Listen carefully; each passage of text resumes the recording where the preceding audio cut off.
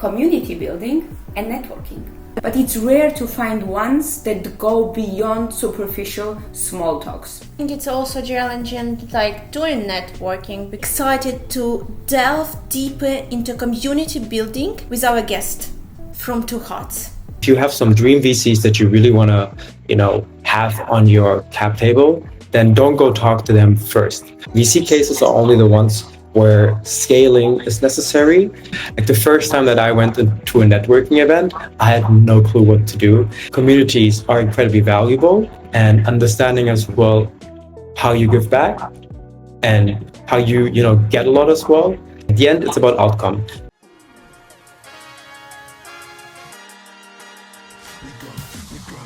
Welcome to Startup Sluts, where we keep it real. No sugar-coated stories, just the raw deal. Hello and welcome to Startup Sluts, how to fuck up your startup. It's your podcast about entrepreneurship and startup life. My name is Mary and here is my co-host Ksenia. Today we're exploring a crucial aspect not only for startup development but also professional success, community building and networking. Having a strong community can make all the difference. A thriving community provides a platform for knowledge sharing, offers support, and opens doors to unexpected collaborations. As we've discussed in previous episodes, Berlin's startup ecosystem is vibrant and full of opportunities. Today, we are focusing on a standout example, 2hearts. 2hearts is a community empowering talented individuals in tech, from founders and investors to executives. 2hearts is building a tech society that values cultural diversity. They offer several key initiatives. A mentorship program connecting mentees with experienced professionals. An angel collective helping immigrant founders access investor networks. And also events fostering networking and knowledge sharing. 2hearts has several founders, and the key founders are Gülsar Baker, who is co-founder and managing director, and Iskander Direk, another co-founder who contributes to the community and operation teams. Networking is a topic where we've experienced our fair share of missteps. When we began our entrepreneurial journey, we had no background in business or startups. We naively assumed, because actually everyone told us, that in Berlin becoming part of the startup network would be easy and all networking events would bring tremendous value. Yes, in Berlin there is no shortage of events, but it's rare to find ones that go beyond superficial small talks. And finding a genuinely supportive community that wants to help you on your founder's journey is very challenging. And I think it's also challenging doing networking, because networking is a skill we didn't possess at the start, and it doesn't come naturally to everyone, to be honest. And even today, sometimes we still might struggle with it. And the effectiveness of networking largely depends on the atmosphere of each event or even on our personal well-being. We believe this is a crucial topic to explore. That is why we're excited to delve deeper into community building and its broader implications with our guest from 2hearts.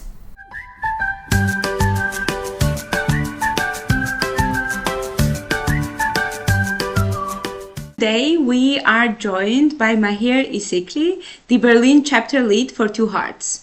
Mahir manages a community of over 1,000 members, organizing events and coordinating with the non-profit team. Mahir, we are very excited to have you here. Thanks for joining our podcast.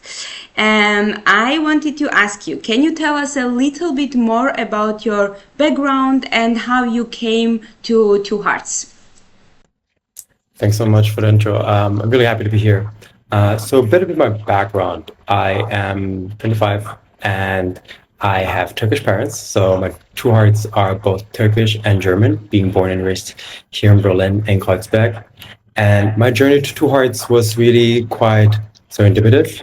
It started with, the whole entrepreneurship journey starting through really happenstance. And then someone mentioned to me 2hearts once. And then I saw it on some friend's LinkedIn, and I didn't really understand what it was. So I applied for it as well. It took a while until I heard back, and then, as part of the community. And then I joined some of the community events that were organized in Berlin. And I loved it. And I thought, this is amazing. And having this space for people with, a similar background and understanding the struggles is something that I never really knew I needed. And then I thought, I want to do more. I want to help out. And that's how I am now the co-chapter lead together with Anwar Springer. And yeah, happy to be really helping out the community and being part of a very, very vibrant team here in Berlin. Cool, but we have made our research and we have found out that actually you have started your startup journey or your journey in this Berlin ecosystem by working in few VCs. It's very interesting how you did land with these jobs. Yeah, so the first internship or the first contact with like the whole VC world really happened over the startup student initiative called Start Berlin. And I was leading that for about a year and a half. And during that time, a friend was telling me, oh, VC is the right thing for you. And I was like, no, I want to go into consulting. I want to do that experience. I'm not sure what I want. And then she introduced me actually at a party, at a DJ set, as it happens so in Berlin, to an associate at Iris Capital. And at that set, we were talking very briefly, and then he was like, oh, we're looking for someone. I was like, hey, I'm on the lookout.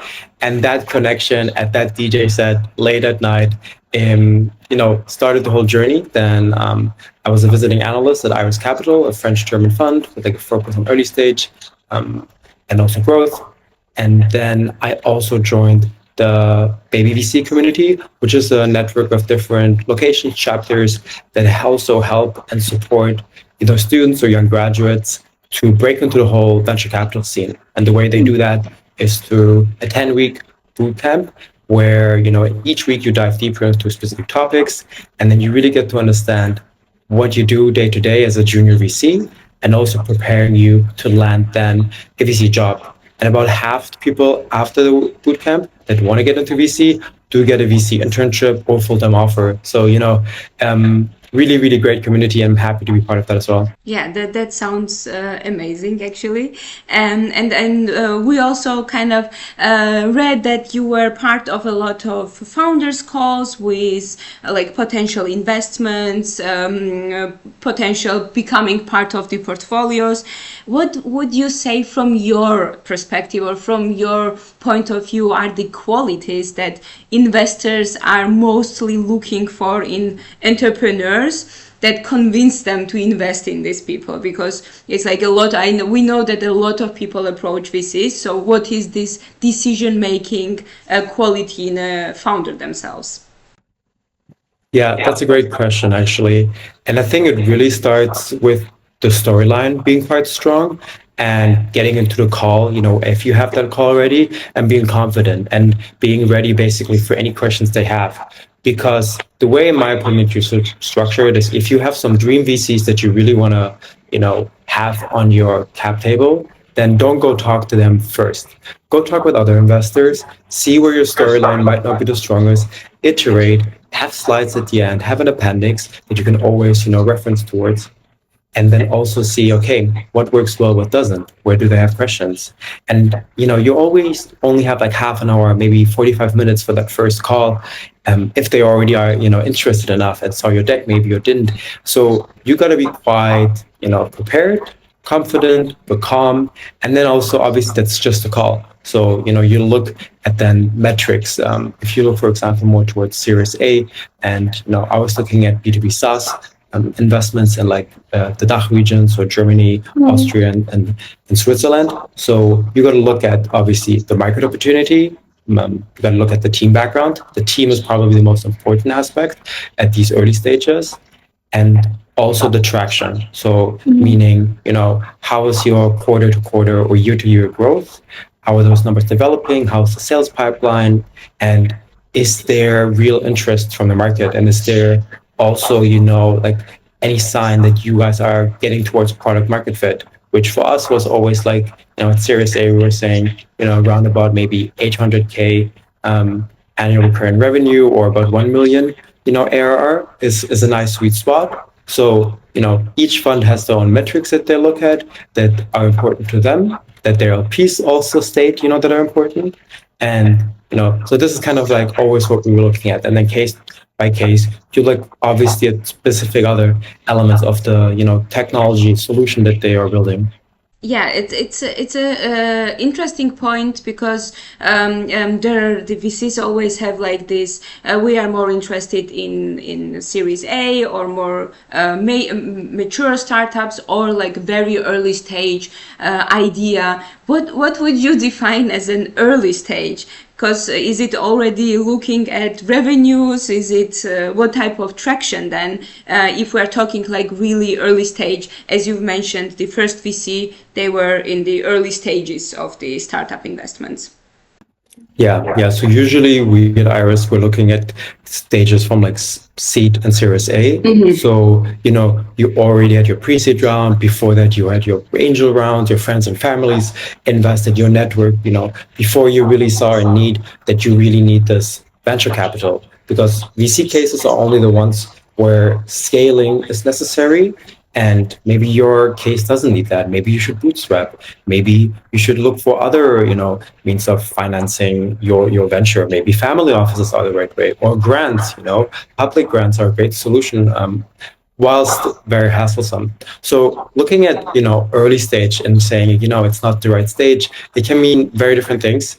It can mean that maybe, your solution is in a market, in a field that is interesting to us, but it's also very crowded. So you have lots of different solutions out there, and then it's not really clear, are we going to invest in this case? Is this a high risk, kind of investment? Because, VC is risk capital, but there's, different ways of defining risk and how risky you want to be. So each fund is kind of different. So the pre-seed funds, they were really looking at just the team, right? So the background of the founders, in the industry, and their network and their strengths, and do they complement each other? So always having like co-founders was something that's strong in this case, because solo founders are rarer, but also have it harder because it's a lonely journey. So sometimes you also get replies back that are not maybe quite 100% what the VCs are thinking, but it's a polite way to answer people. So you really got to understand, once they decline you, it doesn't also make sense to ask why, or ask them, can you, maybe share us with some other interesting funds? Because, you look at dozens or hundreds of cases every week, and you just do not have the time to be their, supporter and their friend as much as you would want to. So it's really about building that network yourself, but also only deciding to do fundraising when it's needed, and having a very clear fundraising goal when you do that. Yeah, cool. Thank you. It's very interesting perspective, like a little bit behind the scene. Thank you very much for this information. And like working in VC, it's everything about money, it's everything about profit. And it's so interesting that you decided to make this transition from VC into managing non-profit budget. Like it seems like, hey, from so much money, very secure job, and then non-profit. What has inspired you to do this transition?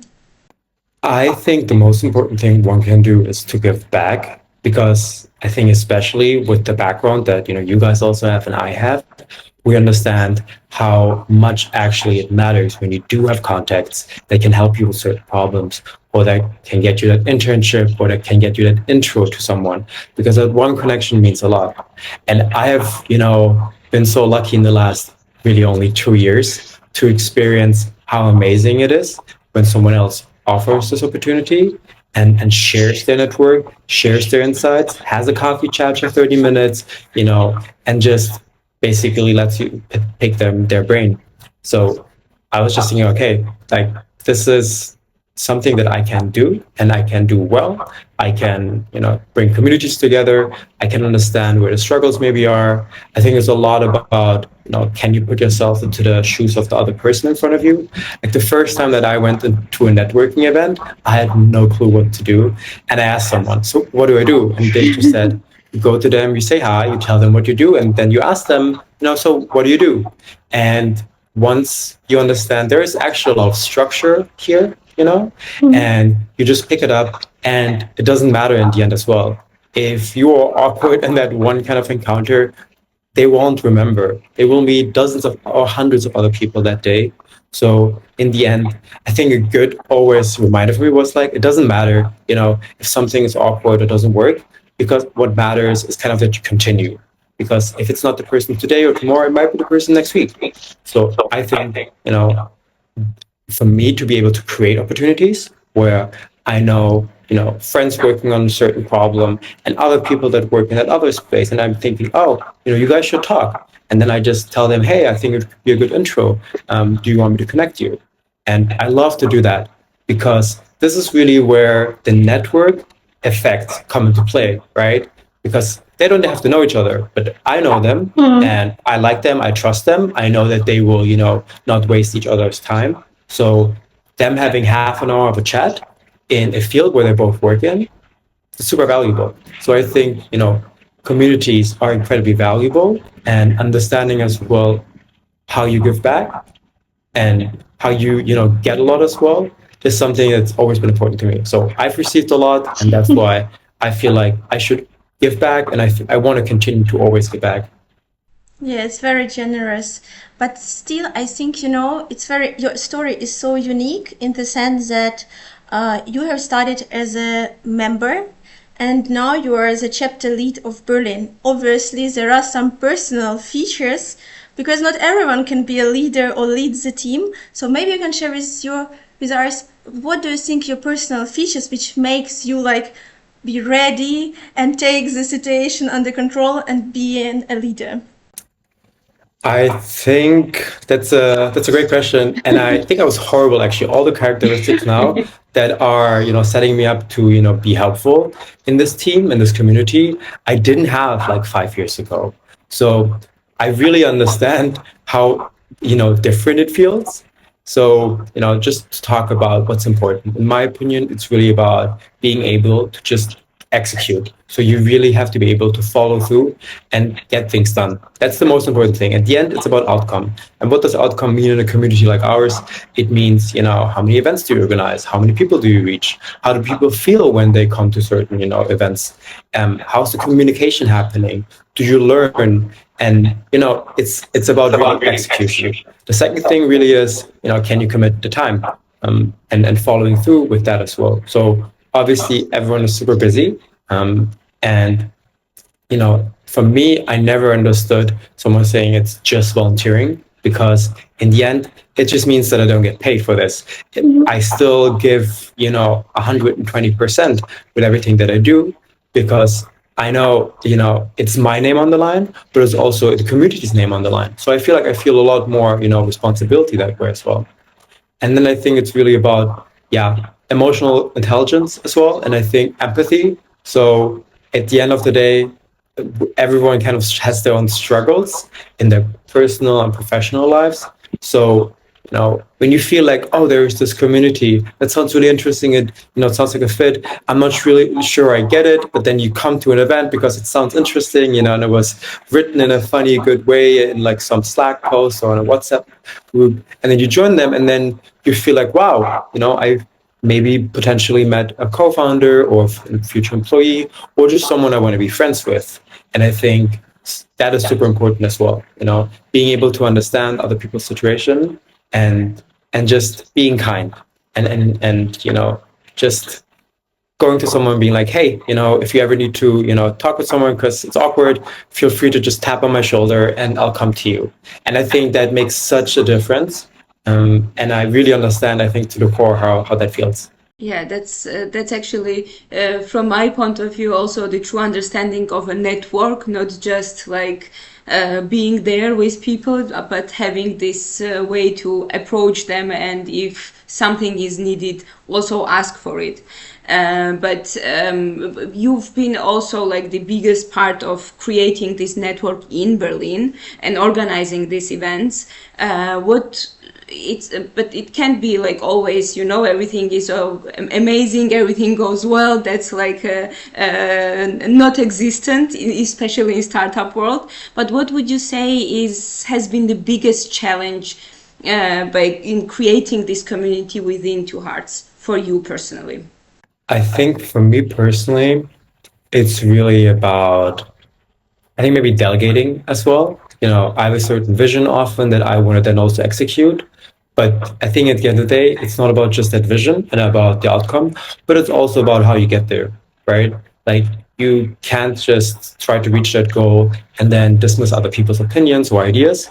You work in a team, you work with others, and it's always really important to, take them into consideration and have good communication, but also good kind of, expectations management. So letting people know, I expect this from you until that time.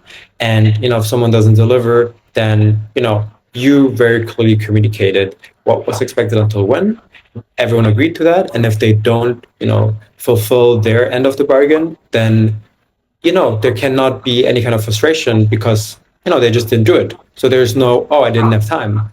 You committed to that. So for me, it's really about how do you deal with that as well? How do you deal with the, team dynamics? How do you convince people in like, nonprofit situations to actually work? So I think convincing people to work for free is also, I think, the hardest part. Yeah, we also have worked with freelancers, or not freelancers, sorry, and volunteers, and it's really very challenging sometimes. The follow-up question is then, what is, from your perspective, is the biggest disaster you faced during organizing the events, and how you managed to handle the situation to solve the problem? I think in 2hearts, like there was no huge disaster where I feel like, you had to fix something. Sure, maybe last minute something's were missing, or you arrived later and then, it was a bit awkward. But I think in the grand scheme of things, nothing in 2hearts ever really went down the drain. And I was like, oh my God, there's no way to solve it. There's always a way to solve it.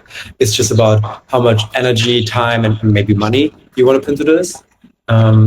Maybe from my past other experiences, organizing like one TEDx event for 250 people once, there were a lot of things that didn't work there. Like the night before that event, I was manually printing out every name tag and then putting it into like one of the lanyards. And that was such an inefficient use of my time. I slept like 4 hours or 3 hours, I think, that day. And then, instead of focusing on the important things that day, like the whole lighting and the videography, that ended up being a bit of, a disaster in hindsight. But even that, it happens, you deal with it, you communicate, and then you move on.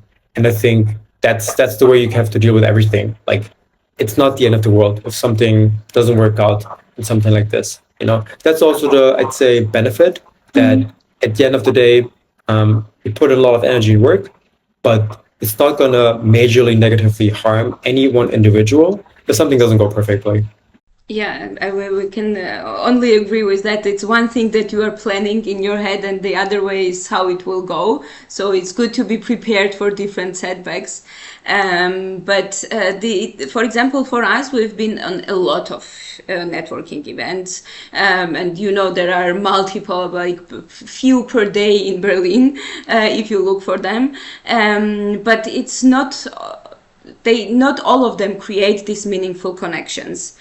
And for us, it's very interesting how you approach the planning process itself, like what goes into it, and how can you ensure this meaningful connection within each event for all of the participants and for you also who organizes it.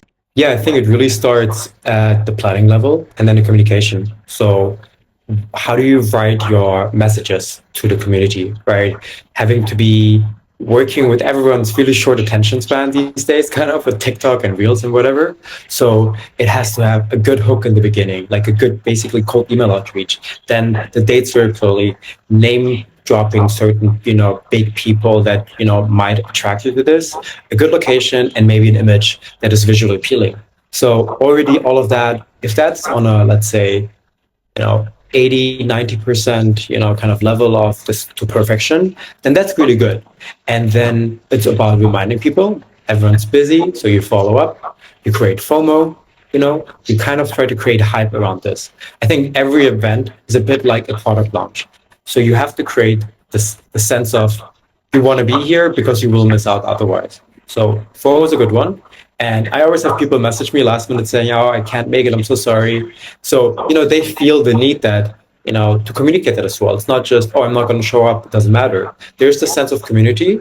There's the sense of respect for other people's time. And, at the event itself has to be well organized. Communication has to be clear. Have name tags. If they're free drinks, communicate that. Have a photographer, take pictures yourself. Social media afterwards is also important because the people that didn't make it then see how it was. So then you want to come the next time. So, usually then you reduce the no-show rate as well from maybe on average 50% to maybe 40% or 30%, which is amazing. Yeah, and it's also like it's one thing to understand what is a successful event for us as a founders, that we potentially met potential investors there or made some other valuable connections. What is, from your perspective, like how do you measure success of your event? Is it the number of people that came, or there are some more inherent metrics that are at play? I think what is really valuable is obviously, the show rate, like how many people come up, right? That's a very crude but, helpful metric. Then it's also how many people afterwards message you, and say, "Hey, this was a really great event," or react to, your messages on Slack or somewhere else. Post event service, if you do that, then you can see as well, okay, would you recommend this to a friend?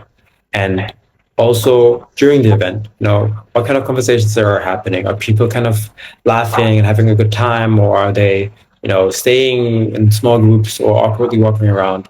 And usually what I see is, there's a lot of mingling with people that don't know each other. And maybe it's the first awkward second of like, "Hi, and can I join you guys?" And then it just becomes very natural. And there's this openness. So I think always being able to create that has been something I think that's definitely that we've achieved, and I think that's the measure of like success for me. On 2hearts, you read that there is this mentorship program, there is the pool of angel investors, and then of course the networking events, which are, to be honest, most visible in a sense, even on Slack. Like it's something that everyone kind of finds if they are looking for it. But how can members access the other benefits that 2hearts provides? Yeah, so one example is also like talent dinners. So with partners of 2hearts having unique events together with a partner that says, "Okay, hey, I want to hire 2 or 3 people from the 2hearts community," and obviously they also have to fit kind of the description somewhat of who I want to hire. So doing events like that with Telefonica or General Atlantic and internships, that's always a benefit that for specific people makes sense. If you are interested in investment banking or private equity or growth investments, that could be interesting for you, but it's not going to be relevant probably for maybe 98% of the rest. And then you still have to go through the process. So this is just that first connection. Then the angel investments. There's a lot of things happening there, but it's also then what fits the investment scope of the angel collective, and it's still quite new as a collective. So building up structures as there. How do you actually manage deal flow? How do you get quality over quantity? And how do you make sure that people also really understand that? So this is really, there needs to be a lot more communication. There needs to be more visibility on success stories, right? If there is a mentor as well that had a great mentee and now they found something, this is something that needs to be shared because then people see this also happening. And these things happen, I'd say, visibly, but there could probably be more visibility, understanding, okay, this is that program, it happens then, you are eligible to join for this. And I think this is definitely one of the, overview problems that one has when you're working on so many different problems. So the mentee mentor program, for example, that's always for around half a year. And at the end of that, you have a get together and a dinner with the mentors and mentees. And then, those members see that and have that. There's also like an after movie if you checked on LinkedIn, but then you also only see a fraction of actually what was shared. And there you had amazing stories such as, a founder, a mentee, was kind of pushed by his mentor to actually found, because they understood that that was the right next step for the person, and also supporting them. And I think that's exactly where you have incredibly like connection, but also value creation. And everything else, right? The events that are happening in different places, in different chapters. Like when you're more like in around the Düsseldorf, North Rhine-Westphalia area, it's different than if you're in Munich, if you're in Hamburg, or if you're in Berlin. I think Berlin has a natural benefit because there's so much tech here, and that's a major part of what 2hearts is. People with a migrant background in tech or tech adjacent roles. So Berlin, I think, has the benefit of having lots of locations, lots of partners, lots of VCs and startups that are open to, do something. So how one can really access all of this, I think it's really looking a bit through what 2hearts offers, checking the Slack maybe once a week, seeing, okay, in the mentee, mentor search, who's offering what. There's a lot of things happening there. So I think you also have to do a bit of work yourself and not just expect, okay, that all these people that are quite busy and already do so much come to you on a platter with like, oh, here, take this free consulting basically for a business. That's not going to happen. But it's going to be like, hey, if you have a question on a certain problem, and you need me to talk with you for 30 minutes, and let's do that. So there's a difference. I have a follow-up question, especially with this investor chapter, because does it work the same way it works with business angel clubs, when you need to send your pitch deck and then someone take a look into this pitch deck and like deciding either you are a business angel, not even case, but like if they then further give it to the business angels, you have to go these steps of different people to lend to business angel with your pitch deck. Yeah, and does it the same system behind your investment chapter, or it functions in another way? I think it's quite similar to that. So when you send an email with your pitch deck and reach out, then the team there looks at what kind of fit could that be with the angels that we have in the collective, because you don't want to send this basically to everyone when someone just invests into B2B SaaS, and this is like an ed tech case and an impact case as well. So there's a bit of like filtering to also make be mindful of people's time. But then once it's relevant, once it fits the investment scope of the angels, then it gets shared in that team and that scope. And if it's a fit and if it's interesting, then that's the first connection. And then, that angel will reach out to you. So it's a great opportunity. But one also has to understand that it is one of many avenues one should kind of seek out, because at the end of the day, the likelihood is always going to be against you that it's going to be a fit.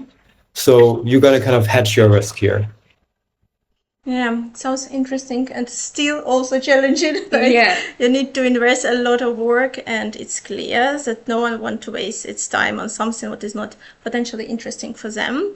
But looking ahead, what are your goals for the Berlin chapter of 2hearts, and how you see the organization evolving in the coming years?